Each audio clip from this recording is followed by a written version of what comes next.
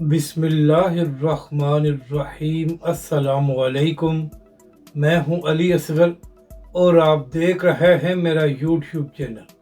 تحریک لبیک پاکستان کا پروٹیسٹ روکنے کے لیے نوٹیفیکیشن جاری کر دیا گیا اور تحریک لبیک کے امیر حافظ سعد رضوی کا حکومت اور انتظامیہ کو پیغام۔ اس ویڈیو میں ہم اسی کے متعلق بات کریں گے۔ ناظرین اکرام، چند دن پہلے سرگودا میں دو واقعات پیش آئے تھے۔ پہلے ناظرین کرام، یہ خبر سامنے آئی تھی کہ مبینہ طور پر سرگودا میں قرآن پاک کی برہمتی کی گئی ہے۔ اس کے بعد یہ بھی خبر سامنے آئی تھی کہ کچھ شرپسند عناصر نے سرگودا میں توڑ پھوڑ کی ہے۔ تو ناظرین کرام، اس حوالے سے تحریک لبیک کے سربراہ حافظ سعد رضوی نے اپنے بیان میں حکومت سے یہ مطالبہ کیا تھا کہ جن لوگوں نے بھی قرآن پاک کی برہمتی کی ہے ان کے خلاف سخت قانونی کارروائی کی جائے۔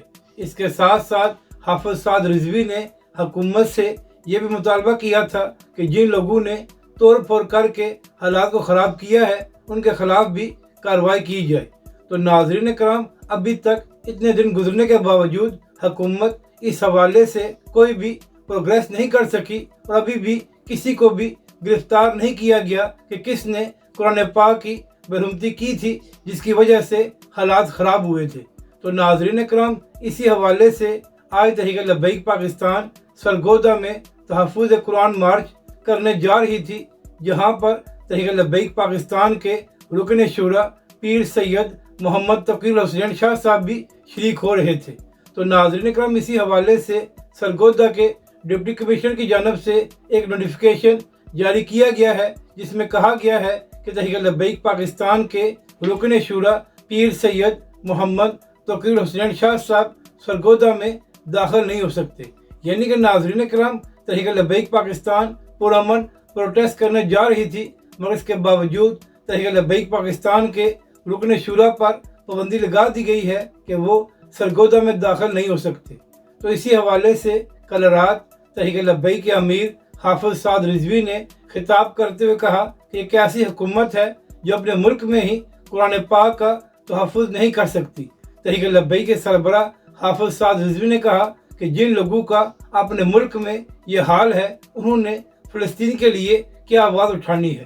ناظرین کرام، نوٹیفیکیشن کے حوالے سے تحریک لبیک کے سربراہ حافظ سعد رضوی نے خطاب کرتے ہوئے کہا کہ پرامن پروٹیسٹ کرنا یا پرامن مارچ کرنا تحریک لبیک پاکستان کا قانونی اور آئینی حق ہے، تو لہٰذا حکومت ہمیں ہمارے حق سے روک نہیں سکتی۔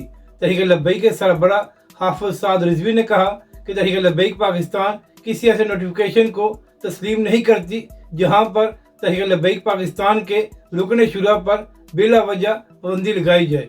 تو ناظرین کرام، یہاں پر اہم بات یہ ہے کہ جن لوگوں نے بھی مبینہ طور پر قرآن پاک کی برہمتی کی تھی ان کے خلاف بھی کارروائی ہونی چاہیے، اور جن لوگوں نے اس بات کی آڑ میں توڑ پھوڑ کی تھی ان کے خلاف بھی قانونی کارروائی ہونی چاہیے تاکہ آئندہ ایسے حالات پیدا نہ ہوں۔ مگر ناظرین کرام، پرامن پروٹیسٹ کرنا ہر سیاسی جماعت کا ایک قانونی اور آئینی حق ہے، تو لہٰذا اس حوالے سے بھی حکومت کو بلا وجہ پابندیاں نہیں لگانی چاہیے۔ اگر آپ کو یہ ویڈیو اچھی لگے تو اسے لائک اور شیئر ضرور کریں اور ہمارے اس چینل کو بھی سبسکرائب کریں۔